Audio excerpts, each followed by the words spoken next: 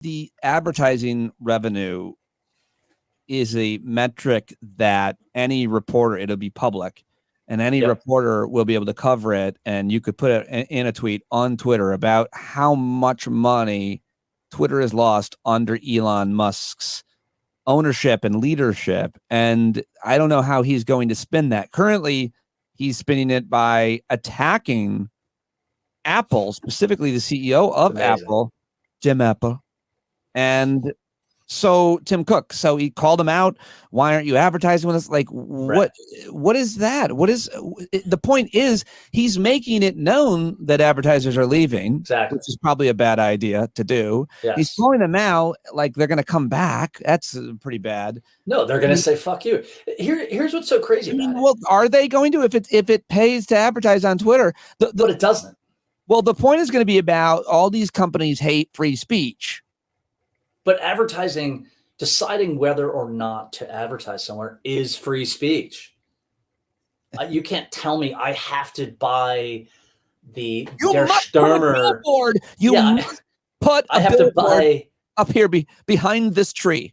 Right. Like I have to advertise in like Das Stürmer.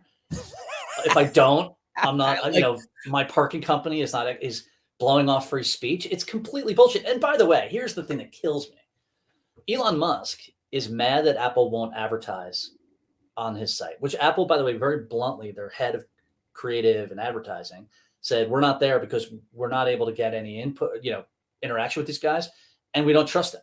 They flat out just said it. So they're not like doing something, on the side. But he doesn't just want them to advertise and says that's about free speech. He also wants to charge each of us $8 for providing him with content he can sell to advertisers. It's completely absurd. So what am I supposed to say? It's anti-free fucking speech that I have to pay to speak on your platform? That's obviously bullshit. It's ridiculous. And he is just a flailing man-child who I honestly don't think we can really plumb the logic of his actions because there isn't any. He just wants to be affirmed. Yesterday at the Maricopa, Arizona board meeting, a guy went up and said, "You're stifling my free speech by only giving me 2 minutes to practice my free speech." Right. And then a couple days ago, a man in a Seattle airport began yelling Nazi slurs at passengers who were about to board the plane. There's all kinds of videos of it. And he was saying horrible things. I'm not even going to repeat them. And they told him he couldn't get on the plane, Bill.